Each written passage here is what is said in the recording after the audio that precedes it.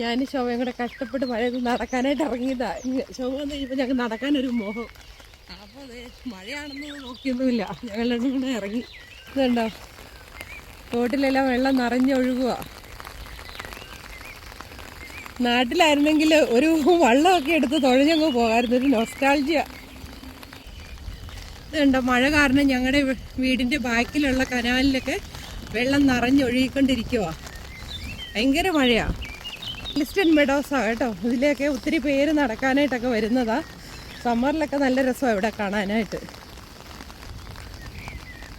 ഇതുണ്ട് ഈ നിൽക്കുന്നതൊക്കെ ബ്ലാക്ക്ബെറിയാ. ഇത് സമ്മറിലാകുമ്പോഴത്തേക്ക് ഇതിലൊക്കെ ഇഷ്ടം പോലെ ഫ്രൂട്ട്സ് ഉണ്ടാകും. സമ്മർ ആകുമ്പോൾ നിങ്ങളെ കാണിച്ചു തരാം കേട്ടോ. നമ്മൾ നടന്നു പോകാം. ഇവിടെ താറാവ് വയ്ക്കുന്നുണ്ടോ ചേച്ചേ? മഴ കാരണം നിങ്ങൾ കയറി നിൽക്കുന്ന എന്തിനാണ് താറാവ് കറി കഴിക്കാനായിട്ട് ഭയങ്കര മോഹം.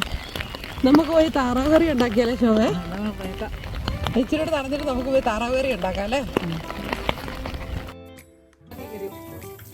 അപ്പൊ നമുക്ക് കട്ട് ചെയ്യാൻ തുടങ്ങാവേ. ഡക്ക് കട്ട് ചെയ്യണേ. താറാവ് വെട്ടി നന്നായിട്ട് കഴുകി റെഡിയാക്കി വെച്ചിട്ടുണ്ട്. ഒരുപാട് വലിയ സവോളയല്ല, മീഡിയം സൈസാണ്, അതുകൊണ്ടാണ് 4 എടുത്തത്.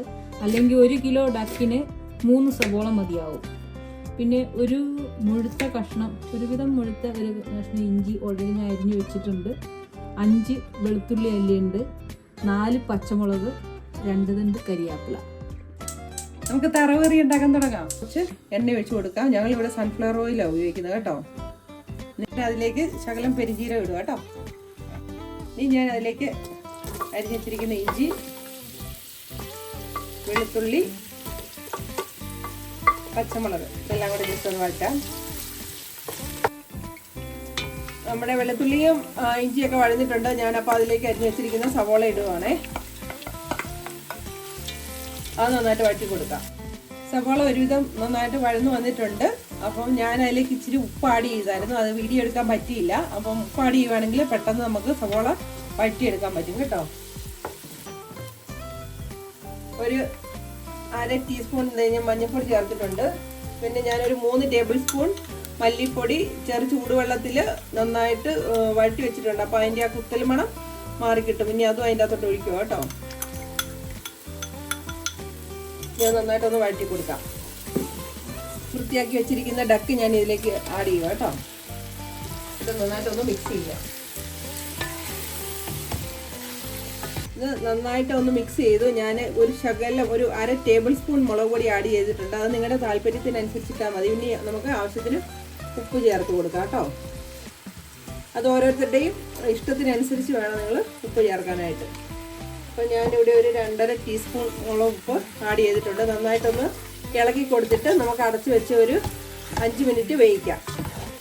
ഏകദേശം ഒരു 5 മിനിറ്റ് ആയിട്ടുണ്ട്. ഞാൻ ഇനി ഒന്ന് ഇളക്കി കൊടുത്തിട്ട് അതിലേക്ക് കുറച്ച് ഗരം മസാല ചേർക്കുവാണേ. ഒരു 1/2 ടീസ്പൂൺ, ഒരു 2 തണ്ട്, പിന്നെ ഒരു ശകലം കുരുമുളക് പൊടിയും കൂടെ ആഡ് ചെയ്യുവാണ്. ഒരു 1/2 ടീസ്പൂൺ കേട്ടോ കൊടുക്കുക.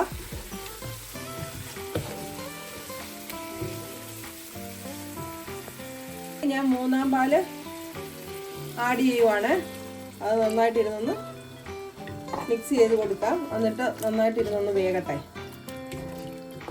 1-ാം പാൽ ഒഴിച്ച ശേഷം നമ്മൾ കുറച്ച് സമയം വേവിക്കാൻ വെച്ചായിരുന്നു. ചെറുതായിട്ട് എണ്ണയൊക്കെ തെളിഞ്ഞ് വന്നിട്ടുണ്ട്. ഇനി നമുക്ക് 2-ാം പാൽ ഒഴിക്കാം.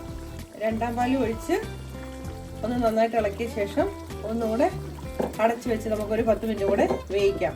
ഒരുവിധം വറ്റി വന്നിട്ടുണ്ട്. ഇനി ഞാൻ അതിൻ്റെ മുകളിലേക്ക് 1-ാം പാലും കൂടെ ചേർത്ത് നന്നായിട്ടൊന്ന് ഇളക്കി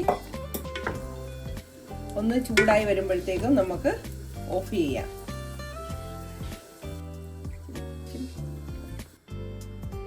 നമ്മുടെ താറാവ് കറി റെഡിയായി. അപ്പം നമ്മുടെ ശോഭ ചേച്ചി ദേ പാലപ്പം ഉണ്ടാക്കുവാണേ.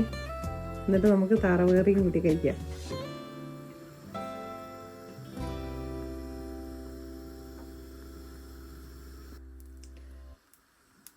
ശോഭ ചേച്ചി ദേ അപ്പം എടുക്കുവാണേ. നമ്മുടെ പൂ പോലെയുള്ള ഒരു പാലപ്പം റെഡി ആയിട്ടുണ്ട്. നമ്മുടെ പാലപ്പവും ഡക്ക് കറിയും റെഡി ആയിട്ടുണ്ട്. അപ്പോൾ ട്രൈ ചെയ്ത് നോക്കട്ടെ എങ്ങനെയുണ്ടെന്നേ. ശോഭേ, അപ്പോൾ നമ്മുടെ പാലപ്പവും ഡക്ക് കറി എങ്ങനെയുണ്ട്? ഒന്ന് ടേസ്റ്റ് ചെയ്ത് നോക്കിയിട്ട് പറഞ്ഞേ. അടിപൊളി.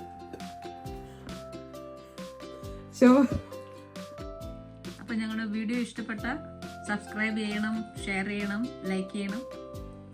അടുത്ത വീഡിയോ ആയിട്ട് കാണുന്നതുവരെ ബൈ.